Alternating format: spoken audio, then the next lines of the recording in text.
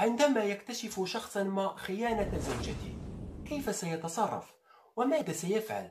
قد يقوم بطلاقها أو شيء ما من هذا القابل.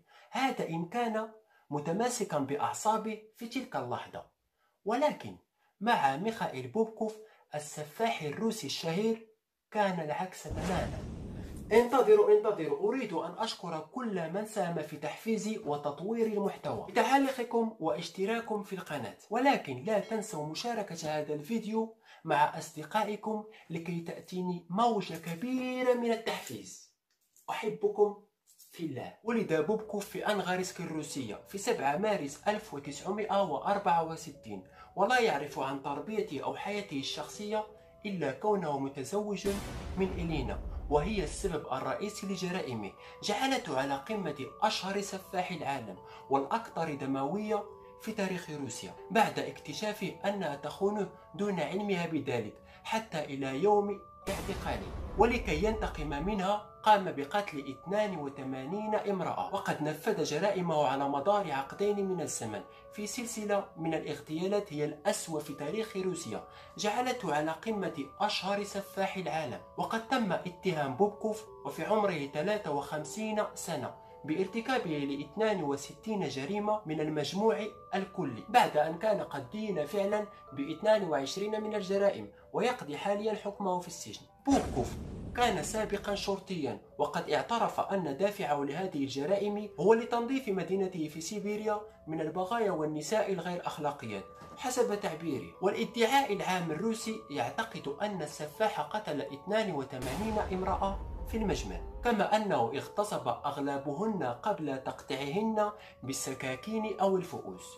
وتعود جميع هذه الجرائم في فترة 1992، يعني بعد ازدياد بسنة، أي بعد انهيار الاتحاد السوفيتي مباشرة إلى عام 2010. وجميع الضحايا اللواتي تم من أن بوبكوف قتلهن تتراوح أعمارهن من بين 17 إلى 38 عاما وفقا لمصادر الشرطة. وفي شهادة مسربة من ملف القضية وصف للمحققين الجنائيين كيف أنه فصل حياته العائلية العادية عن وجوده الآخر الموازي.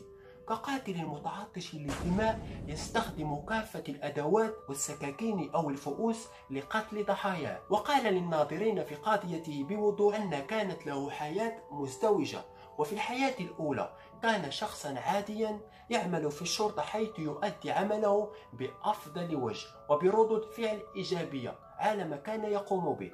أما في الحياة الثانية كان قد ارتكب جرائم القتل التي كان يقوم بإخفائها بعناية عن الجميع، إدراكا منه أنها جرائم جنائية ويحاسب عليها القانون. وكانت زوجته وابنته تعتبرانه زوجا وأبا حنونا من ناحية التعامل معهما بشكل جيد، وليس لديهم أي علم بما ارتكبه من جرائم ولا تشكان فيه أبدا. قد كشف السفاح الروسي عن كيفية اختياره القاسي للنساء اللواتي قام بقتلهن، وقال أن الضحية هي من أولئك اللواتي يتسكعن في الليل ويتصرفن بلا مبالاة، وليس لديهم أي تخوف من الشروع في الحديث معه أو مرافقتهم له في السيارة. وكان بوبكوف يستخدم سيارة الشرطة، حيث يأخذ ضحيته إلى منطقة نائية لقتلها ثم اغتصابها، بينما لم يعتقد المحققين قط أن أحد رجال الشرطة يمكن أن يكون مسؤولا عن مثل تلك الجرائم. وقال أن هناك امرأة لم يستطع نسيانها ودائما ما تظهر له في منامه، وقال أنها كانت امرأة حقيقية ومحترمة ورصينة، ولكن في آخر المطاف قتلها. تدعى إلينا دروغوفا، وكانت في طريقها إلى محطة السكة الحديدية للقاء والدتها القديمة من السفر. قال أنه اقتحم أكثر من مرة مخزن الأسلحة التابعة للشرطة، حيث تكون مصادرة من المجرمين، وسرق منها أسلحة يستخدمها في عملية القتل. وعندما ينتهي من قتل ضحيته يقوم برمي بتلك الأسلحة في موقع الجريمة أو في مكان قريب، ويقوم بكشطها بشيء ما لكي يزيل آثار البصمات عليها. وأوضح أن غالبا ما يقوم باختيار الأسلحة عشوائيا بدون ترتيب مسبق، أو يستخدم أي شيء أمامه في السيارة، قد يكون سكينا أو فأسا أو هراوة. وشدد أنه لم يستخدم قط أسلوب الخناق بالحبل أو سلاحا ناريا، وكذلك لم يقطع قلوب الضحايا. وكانت هناك جريمة كادت أن توقع به، وهي قتله لمعلمة ابنته كاتيا التي كانت تدرسها في مدرسة الموسيقى.